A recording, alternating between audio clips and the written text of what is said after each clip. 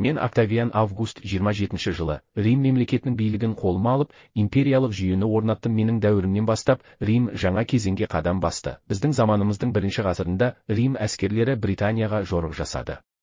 Шығыста Сирия мен Палестина, оңтүстікте Мысыр, батыста Испания толық бағындырылды.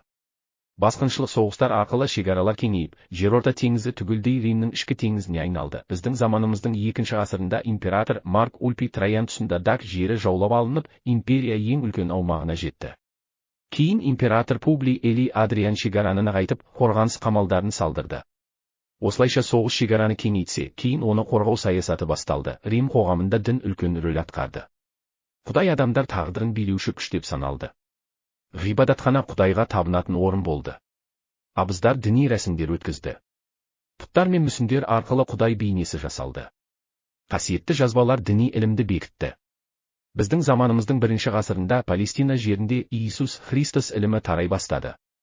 Бұл жаңа сенім құлдар мен кедейлер арасында үміт отын жақты. 1-3 ғасырларда Рим империясы соғыс арқылы кеңейіп, дін арқылы рухани өзгерді. Менің билігімнен басталған жүйе бірнеше ғасыр бойы әлемнің саяси картасын өзгертті. Рим тек мемлекет емес, өркениет болды.